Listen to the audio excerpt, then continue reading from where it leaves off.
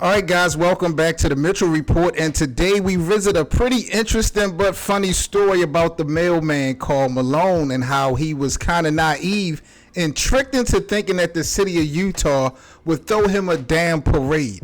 Shout out to Frank Smith for the intel. Now, this story involves racism, a parade, and a Dallas Maverick. So let's get right into this Mitchell Report. So Karl Malone, born on July the 24th, 1963, is considered one of the most greatest power forwards in NBA history. Malone spent his first 18 years in the NBA with the Utah Jazz, then formed a pretty formidable duo with his teammate John Stockton.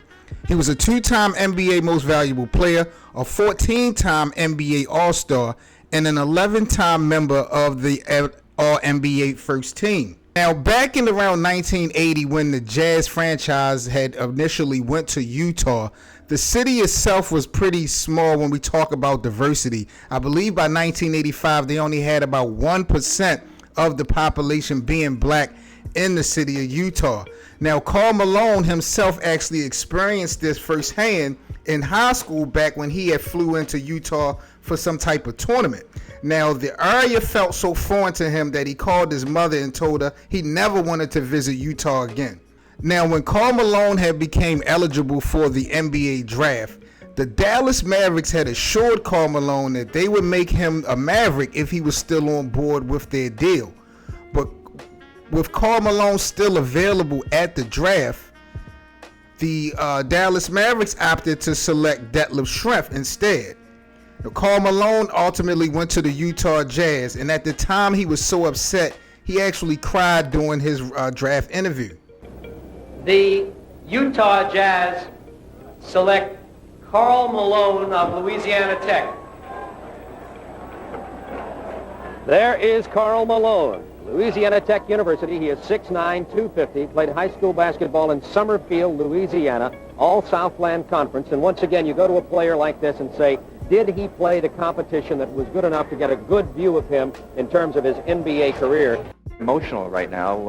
What's happened? Well, I want to first of all say, I want to thank God, for letting me be here today, because there's so many players would like to be in my position. But I would say, with the help of my mom and everybody, I just want to say, thanks. And it's sort of touching me now because, you work so hard to get here, but things can slip if you let them. So, I want to say hi to my fiancée Monica and everybody, and thanks.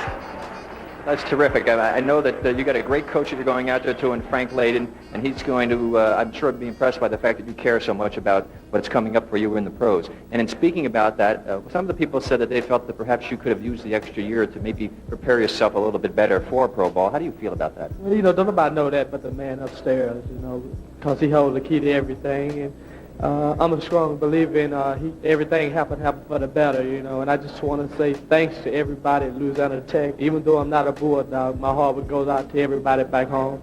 I want to say thank God for letting me be here today. All right, well, the marvelous... Frank Layden, the Utah Jazz head coach at the time, had knew about Karl Malone's ill will towards the city of Utah, and probably about a month after Karl was drafted, he invited Malone to ride with him on a float during the Pioneer Day Parade. Now, the Pioneer Day Parade, for most that don't know, is a Utah state holiday to kind of celebrate when Brigham Young had declared Utah as their new home for Mormons. Pioneer Day, coincidentally, was the same day as Karl Malone's birthday. So what happened was Coach Layton had told Karl Malone that the city was going to have a parade in his honor. Karl somehow bought this idea and believed that the city was really excited to have a new celebrity on board.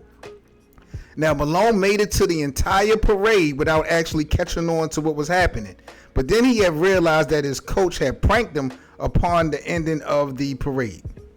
Now, how crazy, or who looks the worst when we're talking about this situation with Karl Malone? Is it bad that he was that naive and thought that the city of Utah would throw some type of parade and celebrate him? Or do you actually blame the coach for lying and pulling this type of trick to try to, bring his star player into, buying in and believing into what they had going on as far as a program, as far as a city and a community?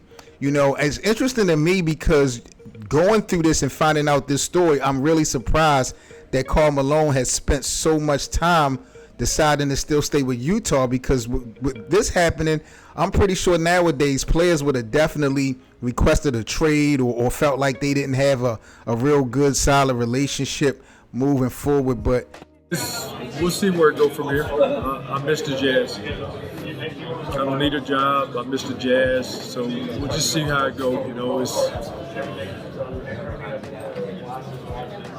when I grew up, where I'm from, respect is huge to me. When you give respect, and sometimes you feel slighted, I don't want to post. So we'll just see. I've talked to Ryan, had a good relationship, you know, with him, of course, talking, but I don't know him that well.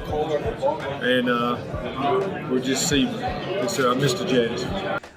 What are your thoughts about Karl Malone being kind of tricked into buying in to the Utah Jazz situation, and are you surprised that he actually did stay this long as a player? This is the Mitchell Report. I'm Seven Mitchell. Your thoughts is definitely needed. It's time for you guys to sign off in the comment section. Let me know what y'all thought about this crazy story with Karl Malone and this Utah parade. Like, comment, and subscribe. I'm Seven Mitchell with the Mitchell Report, and I'm out. Peace.